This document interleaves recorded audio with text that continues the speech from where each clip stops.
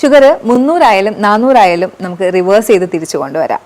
അതുപോലെ തന്നെ നിങ്ങൾക്ക് മരുന്നില്ലാതെയും ഷുഗർ നിയന്ത്രിക്കാൻ കഴിയും. ഇന്ന് ഞാനിവിടെ പറയാൻ പോകുന്നത് പ്രമേഹ രോഗികൾക്ക് എങ്ങനെയാണ് മരുന്നില്ലാതെ അല്ലെങ്കിൽ ഷുഗർ തിരിച്ച് റിവേഴ്സ് ചെയ്ത് കൊണ്ടുവരാനായിട്ട് കഴിയുന്നത്, അതിനായിട്ട് നമ്മളിവിടെ എന്തൊക്കെയാണ് ചെയ്യുന്നത് എന്നുള്ളതിൻ്റെ എക്സ്പ്ലനേഷൻസ് ആണ്. നിങ്ങളും ഇതുപോലെ ചെയ്യുകയാണെങ്കിൽ ഉറപ്പായും ഒരു റിസൾട്ട് നിങ്ങൾക്ക് കിട്ടുന്നതായിരിക്കും. ഇന്ന് ഒരു വീട്ടിൽ 2 ഡയബറ്റിക് പേഷ്യൻ്റ് അല്ലെങ്കിൽ അതിൽ കൂടുതൽ ഡയബറ്റിക് പേഷ്യൻ്റ് ഉള്ള ഒരു കാലഘട്ടത്തിലൂടെയാണ് നമ്മൾ കടന്നു പോകുന്നത്. ഇതിൽ എനിക്ക് ആദ്യം തന്നെ പറയാനുള്ളത്, ഡയബറ്റീസ് എന്ന് പറയുന്നത് ഒരു മാറാ രോഗമൊന്നുമല്ല, ഇതൊരു ജീവിതശൈലി രോഗമാണ്. നമ്മൾ ദൈനംദിനം പ്രവർത്തിച്ച് വരുന്നതിലുള്ള മിസ്റ്റേക്കുകൾ കാരണമാണ് നമുക്ക് ഇത്തരം അസുഖം വരുന്നത്. കൂടുതലായിട്ടും രക്തത്തിൽ ഷുഗറിൻ്റെ അളവ് കൂടുന്നത്.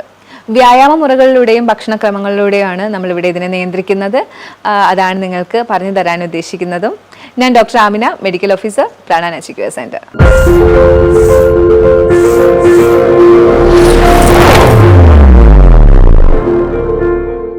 ആദ്യമായി തന്നെ പറയാനുള്ളത്, പഞ്ചസാരയുടെ ഉപയോഗം പൂർണ്ണമായിട്ടും ഒഴിവാക്കുക. അതുപോലെ തന്നെ നിങ്ങൾ നല്ല അന്നജം, അതായത് കോംപ്ലക്സ് കാർബോഹൈഡ്രേറ്റ്, ഇപ്പം നിങ്ങൾ കൂടുതലായിട്ടും കേട്ട് മനസ്സിലാക്കി വരുന്ന ഒന്നാണ്. അതായത് പെട്ടെന്ന് ഷുഗർ, ഗ്ലൂക്കോസ് ബ്ലഡിലേക്ക് എടുക്കാത്ത തരത്തിലുള്ള കാർബോഹൈഡ്രേറ്റ്, മില്ലറ്റ്, ചാമ, തിന, ചോളം, ഇതൊക്കെ ഇതിലാണ് വരുന്നത്. ഫ്രൂട്ട്സ്, വെജിറ്റബിൾസ് ഒക്കെ ഇതിനകത്ത് വരുന്നുണ്ട്. ഭക്ഷണത്തിൽ കൂടുതലായിട്ട് ഫൈബർ കണ്ടന്റുള്ള ഭക്ഷണങ്ങൾ നിങ്ങൾ കഴിക്കാനായിട്ട് ശ്രദ്ധിക്കുക. ഇത് എന്തിനാണ് പറയുന്നതെന്ന് വെച്ചാൽ, നമ്മൾ കൂടുതൽ ഫൈബർ കണ്ടന്റ് ഉള്ള ഭക്ഷണം കഴിക്കുമ്പോൾ ഈ ഫൈബർ കണ്ടന്റ് ഉള്ളത്, ഇൻസോലബിൾ ഫൈബർ കണ്ടന്റ് ഉള്ള ഭക്ഷണമാകുമ്പോൾ നമുക്ക് കൂടുതൽ ഷുഗർ ഇൻടേക്ക് ബ്ലഡിലേക്ക് എടുക്കുന്നത് തടയും. എപ്പോഴും നിങ്ങളുടെ മെയിൻ കോഴ്സ് ഭക്ഷണത്തിൻ്റെ അടുത്ത് ഒരു ബൗൾ ഓഫ് ഫൈബർ ഉണ്ടാവണം എന്നുള്ളത് ഒരു തീർച്ചയായിട്ടുള്ള കാര്യമാണ്. കാരണം ഞാൻ നേരത്തെ പറഞ്ഞു, ഷുഗർ നമ്മുടെ ബ്ലഡിലേക്ക് എടുക്കുന്നത് തടയാനായിട്ടാണ് ഇത്തരം ഇൻസോലബിൾ ഫൈബറുള്ള ബൗള്, സാലഡ് കഴിക്കാനായിട്ട് പറയുന്നത്. ഇതിനകത്ത് നിങ്ങൾക്ക് ക്യൂക്കമ്പർ യൂസ് ചെയ്യാം, ക്യാരറ്റ് യൂസ് ചെയ്യാം, പലതരത്തിലുള്ള ലീവ്സ്, ലെറ്റ്യൂസ് അല്ലെങ്കിൽ ക്യാബേജസ്, മറ്റുള്ള ഇലകൾ നമുക്ക് കഴിക്കാൻ സാധിക്കുന്ന ഇലകൾ ഒക്കെ നിങ്ങൾക്ക് ഇതിനകത്ത് ആഡ് ചെയ്യാം. ഇതിൻ്റെ കൂടെ വ്യായാമ മുറകളായിട്ടുള്ള നടത്തവും യോഗയും മറ്റുള്ള ബ്രീത്തിങ് എക്സസൈസും ഒക്കെ ഇതിൻ്റെ കൂടെ നിങ്ങൾക്ക് ചെയ്തു കൊടുക്കുക. ഇങ്ങനെയാണ് നമ്മൾ കൂടുതലായിട്ടും ഡയബറ്റീസിനെ നിയന്ത്രിക്കുന്നത്. ഒരു ഡയബറ്റിക് പേഷ്യൻ്റ് എപ്പോഴും ചെറിയ അളവിലുള്ള ഭക്ഷണം കൂടുതൽ സമയങ്ങളിലായിട്ട് കഴിക്കുക. ഒരു 7 ടൈമൊക്കെ നിങ്ങൾക്ക് കഴിക്കാം, പക്ഷേ ഈ കഴിക്കുന്ന സമയത്ത് ചെറിയ അളവിലുള്ള ഭക്ഷണങ്ങളായിരിക്കണം കഴിക്കേണ്ടത്. അതായത് 2 റാഗി ദോശ, കുറച്ച് റൈസ്, ഇതിനെക്കുറിച്ചൊക്കെ ഞാൻ എന്തായാലും വരുന്ന ഇതിലേക്ക് ഞാൻ എക്സ്പ്ലെയിൻ ചെയ്യുന്നുണ്ടാവും. അപ്പോൾ അങ്ങനെ വേണം നിങ്ങൾ കഴിക്കാനായിട്ട്. അതുപോലെ തന്നെ ബാലൻസ് ചെയ്തിട്ട് കഴിക്കുക. പ്രോട്ടീൻ ഉണ്ടാവണം, ഫൈബർ ഉണ്ടാവണം, അന്നജം ഉണ്ടാവണം, നല്ല ഫാറ്റ് ഉണ്ടാവണം. ഇതെല്ലാം അടങ്ങിയ ഒരു പ്ലേറ്റ് വേണം ഒരു ഡയബറ്റിക് പേഷ്യൻ്റ് കഴിക്കാനായിട്ട്. ഡയബറ്റിക് പേഷ്യൻ്റ് എന്താണ് രാവിലെ കഴിക്കേണ്ടത് എന്നുള്ളൊരു ക്വസ്റ്റ്യൻ ഉണ്ടാവും. എന്ത് നമ്മൾ രാവിലെ കഴിക്കണം, എന്ത് ഉച്ചയ്ക്ക് കഴിക്കണം, എന്ത് വൈകിട്ട് കഴിക്കണം. എപ്പോഴും രാവിലെ നിങ്ങൾ എനർജറ്റിക് ആയിട്ടുള്ള ഭക്ഷണം കഴിക്കുക. അത് ആരായാലും എനർജറ്റിക് ആയിട്ട് കഴിക്കണം. ഡയബറ്റിക് പേഷ്യൻ്റ് എന്തായാലും എനർജറ്റിക് ആയിട്ട് തന്നെ കഴിക്കണം. അപ്പോൾ അന്നജവും പ്രോട്ടീനും കൂടുതൽ അടങ്ങിയിട്ടുള്ള ഭക്ഷണം കഴിക്കാനായിട്ട് ശ്രദ്ധിക്കുക. അതിൽ തന്നെ അന്നജം കോംപ്ലക്സ് സെലക്ട് ചെയ്യുക. റാഗി, ചാമ, മില്ലറ്റ് അങ്ങനെയുള്ളവ ചൂസ് ചെയ്യുക. അതിൻ്റെ കൂട്ടത്തിൽ നിങ്ങൾക്ക് പ്രോട്ടീനായിട്ട് ദാലോ, പയറോ അല്ലെങ്കിൽ ചനയോ എന്തെങ്കിലും എടുക്കാം, മുട്ട എടുക്കാം. നിങ്ങൾക്ക് നോൺ വെജ് യൂസ് ചെയ്യാൻ കുഴപ്പമില്ലാത്തവരാണെങ്കിൽ നോൺ വെജ് യൂസ് ചെയ്യാം.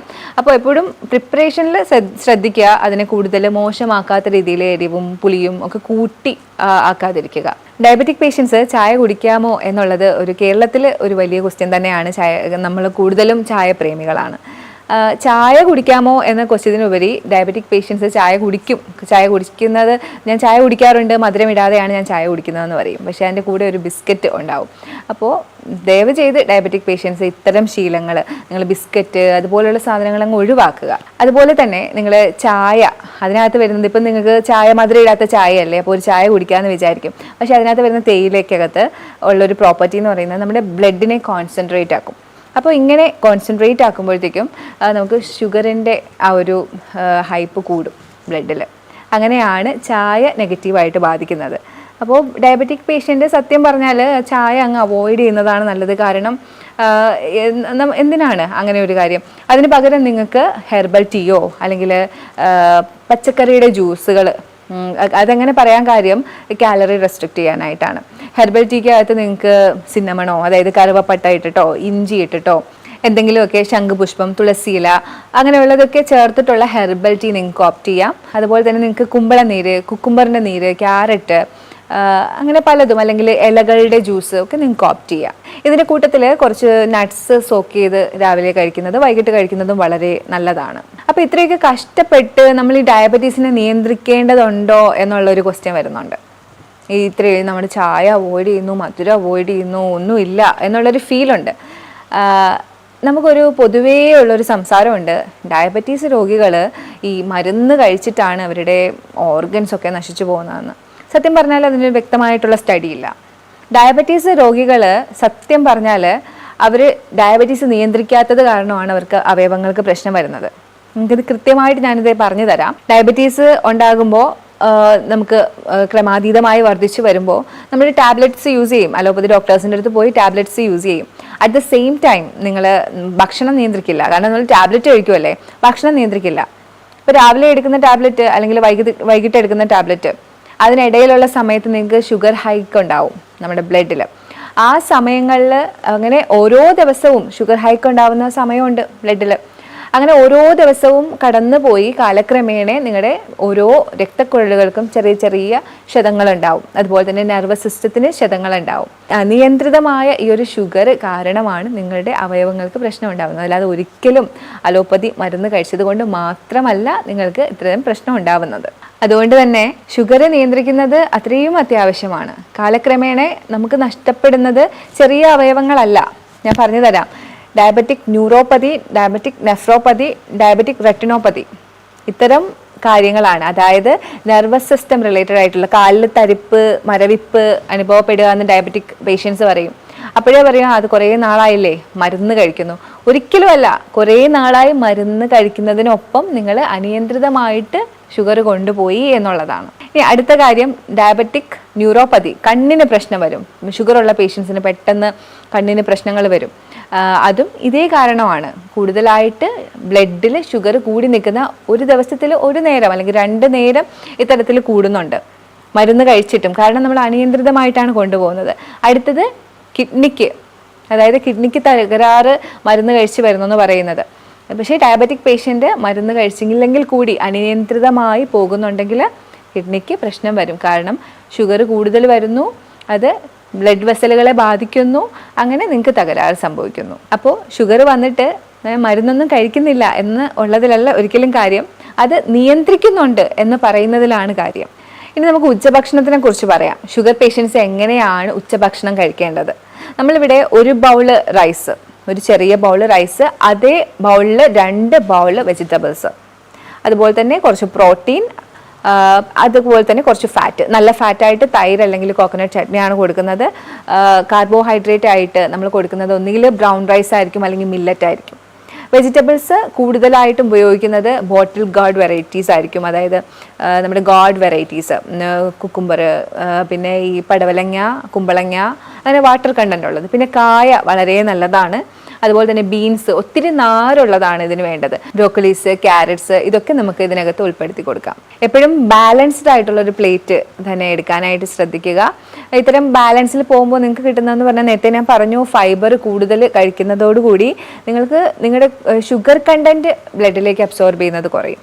ഇങ്ങനെയാണ് നിങ്ങൾക്ക് ഷുഗർ കൺട്രോൾ ആവുന്നത്. ഇനി ഷുഗർ പേഷ്യൻസ് ഡിന്നർ എങ്ങനെ കഴിക്കണം എന്നായിരിക്കും അടുത്ത ക്വസ്റ്റ്യൻ. അതിന് മുമ്പ് ഞാൻ പറയുകയാണ്, ഡിന്നർ അല്ലെങ്കിൽ ഉച്ചഭക്ഷണം, രാവിലത്തെ ഭക്ഷണമൊക്കെ ഞാൻ പറഞ്ഞു. അപ്പോഴും ഞാൻ പറഞ്ഞു നിങ്ങൾ കുറഞ്ഞ ക്വാണ്ടിറ്റിയിൽ വേണം കഴിക്കാമെന്ന് പറഞ്ഞിട്ടുണ്ട്. അപ്പോൾ ഈ കുറഞ്ഞ ക്വാണ്ടിറ്റിയിൽ കഴിക്കാൻ വേണ്ടി ഇടയ്ക്ക് ഒരു ലഘു ഭക്ഷണം, അതായത് മിഡ് മോർണിംഗ്, മിഡ് നൂൺ, നമ്മുടെ ഈവനിങ്, അങ്ങനെ ഒരു പദ്ധതി നിങ്ങൾ എപ്പോഴും വെക്കാൻ നോക്കണം. അപ്പം മിഡ് മോർണിംഗ് ആയിട്ട് എപ്പോഴും ബട്ടർ മിൽക്കോ അല്ലെങ്കിൽ ഒരു ചെറിയ സ്മൂതി, ഒത്തിരി നട്ട്സും ഒരു ബേസായിട്ട് അധികം ഷുഗർ ഇല്ലാത്തൊരു ഫ്രൂട്ട്, കോക്കനട്ട് മിൽക്ക് ഒക്കെ ചേർത്തിട്ടുള്ളൊരു സ്മൂതിയോ ഒക്കെ നിങ്ങൾക്ക് ഓപ്റ്റ് ചെയ്യാം. ഉച്ചയ്ക്ക് ശേഷമാണെങ്കിൽ ഒരു ജ്യൂസോ, ഒരു കുക്കുംബർ ജ്യൂസോ എന്തെങ്കിലും ഉച്ചയ്ക്കത്തെ ഭക്ഷണത്തിന് ശേഷം, അതായത് വൈകിട്ട് നമ്മളൊരു ചായ ടൈം ഉണ്ടല്ലോ, ഒരു 5 മണി, അതിനിടയ്ക്ക് നിങ്ങളത് കഴിക്കണം. അതുപോലെ തന്നെ ഈ ചായ ടൈമിൽ നിങ്ങളൊരു ഹെർബൽ ടീയും കുറച്ച് നട്ട്സും ഒക്കെ കഴിക്കാനായിട്ട് ശ്രദ്ധിക്കണം. നമുക്ക് ഒരുപാട് എനർജി വേണം, കാരണം ഡയബറ്റിക് ആണ്. അപ്പോൾ നമുക്ക് മസിൽ വേസ്റ്റിംഗ് ഒക്കെ ഉണ്ടാവും. അപ്പോൾ നമുക്ക് ഒത്തിരി എനർജി വേണ്ട ആൾക്കാരാണ്. അറ്റ് ദ സെയിം ടൈം നമുക്ക് ഷുഗറും കൺട്രോൾ ചെയ്യണം. അതുകൊണ്ടാണ് എപ്പോഴും പറയുന്നത് ചെറിയ ചെറിയ ഇടവേളകളിൽ ചെറിയ ക്വാണ്ടിറ്റിയിൽ ഭക്ഷണം കഴിക്കണം എന്ന്. ഡിന്നറിനെ കുറിച്ച് പറയുകയാണെങ്കിൽ എപ്പോഴും പ്രോട്ടീൻ റിച്ച് ആയിട്ടുള്ള ഫാറ്റ് കുറഞ്ഞ ഭക്ഷണമാണ് ഡിന്നറായിട്ട് ഓപ്റ്റ് ചെയ്യാനുള്ളത്. നമുക്ക് എല്ലാവർക്കും അറിയാം, രാത്രിയാണ്, നമ്മൾ പണ്ട് മുതലേ കേൾക്കുന്നതാണ്, രാത്രിയാണ് വളർച്ച, രാത്രിയാണ് നമ്മുടെ അവയവങ്ങളൊക്കെ ഡീടോക്സിഫൈ ചെയ്യുന്നത് എന്നൊക്കെ നമ്മൾ കേൾക്കാറുണ്ട്. അപ്പോൾ രാത്രിക്ക് കിടക്കുന്നതിന് മുമ്പ് നമ്മൾ നല്ല പ്രോട്ടീൻ അടങ്ങിയിട്ടുള്ള ഭക്ഷണം കഴിക്കുന്നത് നമുക്ക് മസിൽ മാസ് കൂടാനായിട്ടാണ്. നമുക്ക് എല്ലാവർക്കും അറിയാം, ഷുഗർ പേഷ്യൻസിന്, ഡയബറ്റിക് പേഷ്യൻസിന്, പ്രമേഹ രോഗികൾക്ക് ഇങ്ങനെ മസിൽ വേസ്റ്റിംഗ് ഉണ്ടാവും, അവരുടെ മസിൽസിന് ബലക്ഷയം ഉണ്ടാവും.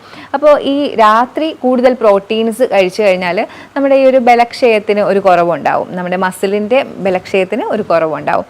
അപ്പോൾ കൂടുതലായിട്ടും പ്രോട്ടീനായിട്ട് നിങ്ങൾക്ക് പയറോ ചനയോ ദാലോ അല്ലെങ്കിൽ മുട്ടയോ ഇറച്ചി കഴിക്കുന്നവരാണെങ്കിൽ അങ്ങനെയോ, നേരത്തെ പറഞ്ഞ പോലെ അതിനെ നിങ്ങൾ കൂടുതൽ വഷളാക്കാതിരിക്കുക, നല്ല രീതിയിൽ കുക്ക് ചെയ്യുക, ഒരുപാട് ഡീപ്പ് ഫ്രൈ ചെയ്യാതെ ഒത്തിരി സ്പൈസി ആയിട്ട് അങ്ങനെയൊന്നും കഴിക്കാതിരിക്കുക, നല്ല നമ്മുടെ വയറ്റിന് ചേരുന്ന രീതിയിൽ പ്രിപ്പയർ ചെയ്ത് കഴിക്കുക. അതുപോലെ തന്നെ രാത്രിയിൽ നിങ്ങൾക്ക് കഴിക്കാൻ പാടില്ല എന്ന് പറയാനുള്ളത് തൈര്, കാരണം കൊഴുപ്പ് അടങ്ങിയിട്ടുള്ളത് നിങ്ങൾ കഴിക്കുവാണെങ്കിൽ ഇൻസുലിൻ്റെ പ്രവർത്തനം നടക്കില്ല. അതുപോലെ തന്നെ നിങ്ങൾ ഡീപ്പ് ഫ്രൈഡ് ആയിട്ടുള്ളതൊന്നും കഴിക്കാതിരിക്കുക രാത്രി.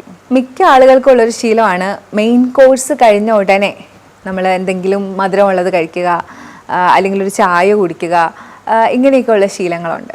അപ്പോൾ ഇത് ചെറുപ്പകാലത്താണെങ്കിൽ വലിയ പ്രശ്നമില്ല. നമ്മളൊരു പ്രായം കഴിഞ്ഞു കഴിഞ്ഞാൽ ഇങ്ങനത്തെ ശീലങ്ങൾ വെക്കുമ്പോൾ നമുക്ക് ഉണ്ടാവുന്നത്, നമ്മളൊരു ഭക്ഷണം മെയിൻ കോഴ്സ് കഴിഞ്ഞതിന് ശേഷം ഇങ്ങനെ കഴിക്കുകയാണെങ്കിൽ അതിലുള്ള ടോക്സിസിറ്റീസ് പെട്ടെന്ന് അബ്സോർബ് ചെയ്യും, അത് ഏതായാലും. അപ്പോൾ ഇപ്പോൾ ഷുഗർ ആണെങ്കിൽ പോലും, ഫ്രക്ടോസ് ആണെങ്കിൽ പോലും ഏറ്റവും പെട്ടെന്ന്, ഇപ്പോൾ ഷുഗർ നമ്മളിപ്പം പഴവർഗ്ഗങ്ങളാണ് കഴിക്കുന്നതെങ്കിൽ അത് പെട്ടെന്ന് അബ്സോർബ് ചെയ്യുന്ന ഒരവസ്ഥയാണ്. ചായ ആണെങ്കിൽ ചായയിലുള്ള ആ ഒരു ഘടകങ്ങളൊക്കെ പെട്ടെന്ന് അബ്സോർബ് ചെയ്യും. അപ്പോൾ ഇത്തരത്തിലുള്ള ശീലങ്ങൾ, അത് കഴിച്ച ഉടനെ ഉള്ള ഒരു ലഘു ഭക്ഷണം അതിൻ്റെ കൂടെ കഴിക്കുന്നത് ഒഴിവാക്കുക.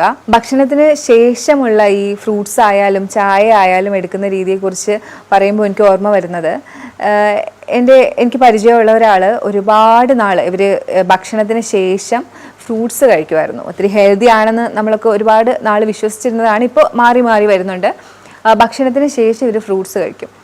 അങ്ങനെ ഒരുപാട് നാളുകൾ അങ്ങനെ കഴിച്ച് വന്ന ഒരിക്കൽ അസഹനീയമായ വയറുവേദനയാണ് ഇദ്ദേഹത്തിന്. അങ്ങനെ സഹിക്കാൻ പറ്റാതെ ഹോസ്പിറ്റലിൽ പോകുമ്പോൾ അവരൊരു ടാബ്ലറ്റ് കൊടുക്കും, അപ്പോൾ ആ വേദന കുറയും. വീണ്ടും ഇത് തന്നെയാണ്, വീണ്ടും ഇങ്ങനെ വേദന വരുന്നുണ്ട്. അങ്ങനെ അവർ കേരളത്തിലേക്ക് വരികയും ഒരു പ്രകൃതി ചികിത്സാലയത്തിൽ പോവുകയും ചെയ്തു. അവർ ക്രമം പറഞ്ഞു കൊടുത്തു എങ്ങനെയാണ് കഴിക്കേണ്ടത്. അതുപോലെ തന്നെ 10 ദിവസത്തെ ട്രീറ്റ്മെൻ്റ് ആണല്ലോ, ആ സമയത്ത് ക്രമത്തിൽ കഴിച്ചപ്പോൾ ഇദ്ദേഹത്തിൻ്റെ വേദനയൊക്കെ മാറി. അപ്പോൾ ഈ ഫുഡിൻ്റെ ക്രമം അത്രയധികം ഇമ്പോർട്ടൻ്റ് ആണ്. ഒരിക്കലും നിങ്ങളൊരു മെയിൻ കോഴ്സ് കഴിഞ്ഞിട്ട് ഇത്തരം ലഘു ഭക്ഷണങ്ങൾ, അതായത് ഫ്രൂട്ട്സ് അല്ലെങ്കിൽ ചായ അല്ലെങ്കിൽ മധുരങ്ങൾ കഴിക്കാതിരിക്കുക. അത് നിങ്ങളെ ഒത്തിരി എഫക്റ്റ് ചെയ്യും. ആദ്യമാണ് നിങ്ങൾ ഇത്തരം ഫ്രൂട്ട് അല്ലെങ്കിൽ റോ ഒക്കെ കഴിക്കാനുള്ളത്. പിന്നീട് നിങ്ങൾ അന്നജവും പ്രോട്ടീനും ഒക്കെ കഴിക്കുക. പതുക്കെ പതുക്കെ കൂടി വരുന്ന രീതിയിലാണ് നിങ്ങൾ കഴിക്കേണ്ടിയുള്ളത്. അപ്പോൾ അതൊരിക്കലും നിങ്ങൾ റിവേഴ്സ് ചെയ്ത് കഴിക്കാതിരിക്കുക. കൂടുതൽ ആളുകൾക്കുള്ളൊരു സംശയമാണ്, അല്ലെങ്കിൽ മാൽ പ്രാക്ടീസ് ചെയ്തുകൊണ്ടിരിക്കുന്ന ഒരു കാര്യമാണ് ഫ്രൂട്ട്സ് കൂടുതൽ കഴിക്കുക. ഫ്രൂട്ട്സിനകത്ത് ഫ്രക്ടോസ് അല്ലേ എന്നുള്ളൊരു രീതിയിൽ, ഫ്രക്ടോസ് അതിന് ഗ്ലൂക്കോസ് അല്ലല്ലോ, ഗ്ലൂക്കോസ് കൂടുന്നതല്ലേ പ്രശ്നം. ഈ ഫ്രക്ടോസ് എന്ന് പറയുന്നത് ഗ്ലൂക്കോസിൻ്റെ ഒരു ഭാഗമാണ്, അതുപോലെയുള്ളതാണ്. അത് വിഘടിച്ച് കഴിഞ്ഞാൽ ഗ്ലൂക്കോസ് തന്നെയാണ് ആവുന്നത്. അപ്പോൾ ഫ്രക്ടോസ് കൂടുതൽ അളവ് നമ്മുടെ ഉള്ളിലെത്തിക്കഴിഞ്ഞാൽ അത് ഗ്ലൂക്കോസായിട്ട് തന്നെയാണ് മാറുന്നത്. അതായത് ഞാൻ എപ്പോഴും പറയും, അമിതമായാൽ അമൃതും വിഷം. എല്ലാവരും ചോദിക്കും അത് കഴിക്കാവോ, ഇത് കഴിക്കാവോ? എല്ലാത്തിനും ഒരു ബാലൻസ് വേണം. നമ്മൾ ചെറിയ കുട്ടികളല്ല, നമുക്ക് പ്രായമായി. അപ്പോൾ എന്ത് ഉള്ളിൽ ചെന്നാലും അതിനെ സ്റ്റോർ ചെയ്ത് വെച്ച് കളയും നമ്മുടെ ബോഡി. അതുകൊണ്ട് തന്നെ ഫ്രക്ടോസ് ആണെങ്കിൽ പോലും നിങ്ങൾ അധികം കഴിക്കാതിരിക്കുക. ഇത് കോംപ്ലക്സ് കാർബോഹൈഡ്രേറ്റ് ആണ്, എന്നാൽ കൂടി നിങ്ങൾ ഒരുപാട് കഴിക്കാതിരിക്കുക. അതിൽ തന്നെ നിങ്ങൾക്ക് കൂടുതൽ ഷുഗർ കണ്ടന്റുള്ള മാങ്ങ, ചക്കപ്പഴം, അങ്ങനെയൊക്കെയുള്ളത്, ചിക്കു, ഇതൊക്കെ ഒഴിവാക്കുക. ആപ്പിളൊക്കെ നിങ്ങൾക്ക് കഴിക്കുക. അതിൽ തന്നെ ഗ്രീൻ ആപ്പിളാണ് ഏറ്റവും കുറവ് ഇതുള്ളത്, ഷുഗർ ഉള്ളത്. ആപ്പിൾ കഴിക്കാം, മുസംബീസ് കഴിക്കാം, ഗോവ വളരെ നല്ലതാണ്, നമ്മുടെ പേരക്ക, അതൊക്കെ ആണെങ്കിൽ നിങ്ങൾക്ക് ഓപ്റ്റ് ചെയ്യാം. അതുപോലെ തന്നെ നമ്മുടെ പേഷ്യൻസ് എപ്പോഴും ചോദിക്കുന്നത്, എന്താ നമുക്ക് മാത്രം ഫ്രൂട്ട് ജ്യൂസ് തരാതെ ഇങ്ങനെ വെജിറ്റബിൾ ജ്യൂസ് തരുന്നത്? നിങ്ങൾ ഹോൾ ഫ്രൂട്ട് കഴിച്ചോളൂ, നിങ്ങൾ ഫ്രൂട്ട് കട്ട് ചെയ്ത് കഴിച്ചോളൂ ഷുഗർ പേഷ്യൻസ്. ഒരിക്കലും ജ്യൂസാക്കി കുടിക്കാതിരിക്കാൻ ശ്രദ്ധിക്കുക. കാരണം ജ്യൂസാക്കി കുടിക്കുമ്പോൾ സംഭവിക്കുന്നത്, ഈ ജ്യൂസിൽ നിന്ന് ഡയറക്റ്റ് നിങ്ങൾക്ക് പെട്ടെന്ന് ഗ്ലൂക്കോസ് അബ്സോർബ് ചെയ്യും. അതിനകത്ത് പിന്നെ ഫൈബർ ഇല്ലല്ലോ. എന്നാൽ അറ്റ് ദ സെയിം ടൈം നിങ്ങളതൊരു ഹോൾ ഫ്രൂട്ടായിട്ടാണ് കഴിക്കുന്നതെങ്കിൽ ഫൈബർ കണ്ടൻറ്റ് കൂടിയുണ്ട്, അത് നിങ്ങളുടെ ഷുഗർ ഇൻടേക്ക് ബ്ലഡിലേക്ക് എടുക്കുന്നത് അങ്ങ് തടഞ്ഞോളും. പ്രമേഹ രോഗികൾ രാത്രിയിൽ എന്തൊക്കെ ചെയ്യാം? നമ്മളിപ്പോൾ എല്ലാവരും ഒത്തിരി ബിസിയാണ്. അപ്പോൾ ഇവർക്ക് രാത്രിയിൽ ചെയ്യാൻ പറ്റുന്ന കുറച്ച് കാര്യങ്ങളാണ് ഞാൻ പറയുന്നത്. ഒരു ബ്രിസ്ക് വാക്കൊക്കെ നടത്താം. അതുപോലെ തന്നെ ചെറിയ വ്യായാമ മുറകളൊക്കെ അവർക്ക് രാത്രി ചെയ്യാം. പിന്നീട് എനിക്ക് പറയാനുള്ളത് കുറച്ച് ട്രീറ്റ്മെൻറ്റുകളെ കുറിച്ചാണ്. Abdominal pack. അതിനുവേണ്ടി നിങ്ങൾ ചെയ്യേണ്ടത് ഒരു നീളമുള്ളൊരു തുണി, 4 മടക്ക് മടക്കാൻ പറ്റുന്ന ഒരു തുണി എടുത്ത് അതിനെ നനച്ച് പിഴിഞ്ഞെടുക്കുക, വെറ്റ് ചെയ്തെടുക്കുക. അതിനുശേഷം നിങ്ങളുടെ വയറിന് ചുറ്റും നിങ്ങൾ ചുറ്റുക. ഒരു 2-3 ചുറ്റാനുണ്ടാവും. അത് നിങ്ങളൊരു 20 മിനിറ്റ് വെച്ചിരിക്കുക. അപ്പോൾ ഒരു നനഞ്ഞ തുണി ചുറ്റുന്നത് കൊണ്ട് ഇപ്പോൾ എന്തുണ്ടാവാമെന്ന് നിങ്ങൾക്ക് സംശയം ഉണ്ടാവും. ഇതിൽ നമുക്കൊരു ഫിസിയോളജി വർക്ക് ചെയ്യുന്നുണ്ട്. അതായത് ഇത് കെട്ടുമ്പോൾ തന്നെ നിങ്ങൾക്കൊരു എക്സൈറ്റേഷൻ ഉണ്ടാവും ഈ ഓർഗൻസിനൊക്കെ.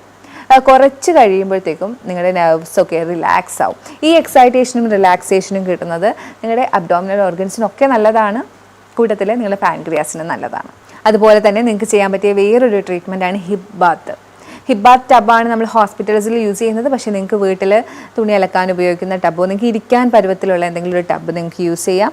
കാല് പുറത്തേക്ക് ഇട്ടുകൊണ്ട് നിങ്ങൾക്ക് വെള്ളത്തിലേക്ക് ഇരിക്കാം. ഹിപ്പ് താഴ്ത്തി വെച്ച് പൊക്കിൾ വരെ താഴ്ത്തി വെച്ചിട്ടായിരിക്കും ഇരിക്കുന്നത്. ഇതും സെയിം എഫക്റ്റാണ്. നമ്മുടെ നെർവ്സിനെ ആദ്യം എക്സൈറ്റ് ചെയ്യുന്നു, ഉത്തേജിപ്പിക്കുന്നു, പിന്നെ അത് റിലാക്സ് ചെയ്യുന്നു. ആ ഒരു പ്രവൃത്തിയിൽ നിങ്ങൾക്ക് നിങ്ങളുടെ പാൻക്രിയാസ് പ്രവർത്തിക്കുന്നു. ഹിപ്പ് ബാത്ത് എപ്പോഴും കുറച്ച് പകലൊക്കെ എടുക്കുന്നതായിരിക്കും നല്ലത്. പിന്നെ നിങ്ങൾക്ക് ഹോട്ട് ഫുഡ് ഇമേർഷൻ ചെയ്യാൻ ഞാൻ എല്ലാവരോടും പറയുന്നതാണ്.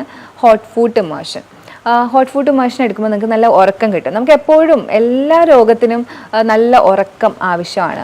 നമ്മുടെ ഒരു ബോഡി ആരോഗ്യമായിട്ടിരിക്കാനായിട്ട് നല്ല ഉറക്കം ആവശ്യമാണ്. അപ്പോൾ ഇത്തരത്തിലുള്ള നമ്മുടെ കണങ്കാല് വരെ നല്ല ചൂടുവെള്ളത്തിൽ മുക്കി ഒരു 20 മിനിറ്റ് ഇരിക്കുക. രക്തയോട്ടം കൂടും, ശരീരം മുഴുവനും രക്തയോട്ടം കൂടും. അതിൽ നിങ്ങളുടെ പാൻക്രിയാസിലേക്കുള്ള രക്തയോട്ടവും കൂടും. ശരീരത്തിലെ മൊത്തം രക്തയോട്ടം ഇങ്ങനെ കൂടുന്നതിലൂടെ ആരോഗ്യം നിങ്ങൾക്ക് നന്നായി സംരക്ഷിക്കാൻ പറ്റും. അപ്പോൾ ഇത്തരം ട്രീറ്റ്മെൻറ്റുകൾ നിങ്ങൾ ചെയ്യുക. ഇതെല്ലാം ചെയ്യണം എന്നല്ല ഉദ്ദേശിക്കുന്നത്, ഇതിൽ നിങ്ങൾക്ക് പറ്റുന്നത്. അതുപോലെ തന്നെ നിങ്ങൾക്ക് ഇത് ഒരു ഡോക്ടറിൻ്റെ സഹായത്തോടെ നിങ്ങൾക്ക് ഏതാണ് അനുയോജ്യമായത് എന്ന് ചോദിച്ച് മനസ്സിലാക്കി ചെയ്യുന്നതായിരിക്കും എപ്പോഴും കൂടുതൽ നല്ലത്. ഇനി പ്രമേഹ രോഗികൾക്ക് കൂടുതലായി നമ്മൾ സജസ്റ്റ് ചെയ്യുന്നൊരു കാര്യമുണ്ട്, ഹൈ ഇൻറ്റൻസിറ്റി ഇൻ്റർവെൽ ട്രെയിനിങ്. അതായത് കാർഡിയോ വർക്കൗട്ടാണ്. ഇതിനകത്ത് നിങ്ങൾ കൂടുതൽ running, machine workouts, jumping, rope വെച്ചിട്ടുള്ള ജമ്പിങ് ഒക്കെയാണ് ഉൾപ്പെടുന്നത്. കൂടുതൽ പെട്ടെന്ന് സ്വെറ്റ് ചെയ്യുന്ന രീതിയിലുള്ള വർക്കൗട്ട്സ് ആണ്. നമ്മുടെ മസിൽസ് കൂടുതലായിട്ട് ഗ്രോ അപ്പ് ആവാൻ ഞാൻ നേരത്തെ പറഞ്ഞല്ലോ, മസിൽ വേസ്റ്റിംഗ് ആണ് ഡയബറ്റീസിൻ്റെ ഒരു അതിൽ വരുന്ന ഒരു സൈഡ് എഫക്റ്റ്, അല്ലെങ്കിൽ ഒരു റിസ്ക് ഫാക്ടറായിട്ട് എപ്പോഴും വരുന്നതാണ് മസിൽ വേസ്റ്റിംഗ്. അതായത് പേശികൾക്ക് ബലക്ഷയം വരും. അപ്പോൾ ഇത്തരം വർക്കൗട്ടുകൾ നിങ്ങളെ സഹായിക്കും. അതുപോലെ തന്നെ ഡയബറ്റീസിൽ തടി കൂടുന്നവരുണ്ട്, അവരുടെ തടി കുറയാനും ഇത് സഹായിക്കും. ഇനി ഡയബറ്റീസ് എപ്പോഴാണ് നമ്മൾ കൂടുതൽ ശ്രദ്ധിക്കേണ്ടത്? ഞാൻ ഓൾറെഡി പറഞ്ഞു, ഡയബറ്റീസ് എന്ന് പറയുന്നത് ശ്രദ്ധിച്ചേ മതിയാവുള്ളൂ. അത്രയും അപകടകാരിയാണ് ഡയബറ്റീസ്. ഡയബറ്റീസ് വന്നിട്ടുണ്ടോ അത് നിങ്ങൾ കൃത്യമായിട്ടുള്ള ചികിത്സയിലൂടെ തന്നെ നിങ്ങൾ പരിഹരിക്കണം. അതുപോലെ തന്നെ ഇപ്പം നിങ്ങൾ കൂടുതൽ ശ്രദ്ധിക്കേണ്ടത്, ഇപ്പോൾ ഡയബറ്റീസ് വന്നു നിങ്ങൾ ശ്രദ്ധിക്കുന്നുണ്ട്, അതിനിടയിൽ നിങ്ങൾക്ക് വരാൻ പറ്റുന്ന കുറച്ച് കാര്യങ്ങളാണ്. നിങ്ങൾക്ക് ഒത്തിരി ക്ഷീണം അനുഭവപ്പെടുക, വിശപ്പ് ഭയങ്കര കൂടുതലായിട്ട് അനുഭവപ്പെടുക, എപ്പോഴും യൂറിനേറ്റ് ചെയ്യാൻ തോന്നുക, അതുപോലെ തന്നെ നിങ്ങൾക്ക് വ്രണങ്ങൾ ഉണ്ടായാൽ അത് ഉണങ്ങാതെ വരിക. ഇത്തരം സാഹചര്യങ്ങളിൽ പിന്നെ നിങ്ങൾ വെയിറ്റ് ചെയ്യുകയേ ചെയ്യരുത്. നല്ല വിദഗ്ധമായ ഒരു ഡോക്ടറിനെ തന്നെ കണ്ട് നല്ലൊരു പരിഹാരം നിങ്ങൾ എന്തായാലും കൊണ്ടുവന്നിരിക്കണം. കാരണം കാല് മുറിച്ചു മാറ്റുന്ന രീതിയിലേക്കും ഒക്കെ അത് കൊണ്ടുപോകാം നിങ്ങളെ. അപ്പോൾ ഇതൊക്കെയാണ് ഇന്ന് എനിക്ക് പ്രമേഹത്തിനെ കുറിച്ച് പറയാനുള്ളത്. അപ്പോൾ പ്രമേഹ രോഗികൾ ഇത് കാണുന്നുണ്ടെങ്കിൽ ഉറപ്പായിട്ടും നിങ്ങൾ ഇത്തരം കാര്യങ്ങൾ, ഞാൻ പറഞ്ഞ കാര്യങ്ങളൊക്കെ നിങ്ങളൊന്ന് ഫോളോ ചെയ്ത് നോക്കുക. നിങ്ങൾക്ക് എന്തായാലും നല്ലൊരു റിസൾട്ട് തന്നെ ഇതിനകത്തുനിന്ന് കിട്ടും. നിങ്ങൾക്ക് ഇനി എന്തെങ്കിലുമൊക്കെ സംശയം ഉണ്ടെങ്കിൽ നമ്മുടെ നമ്പറിലേക്ക് വിളിക്കുക. മറ്റൊരു വീഡിയോ ആയിട്ട് നമുക്ക് വീണ്ടും കാണാം. Okay, by.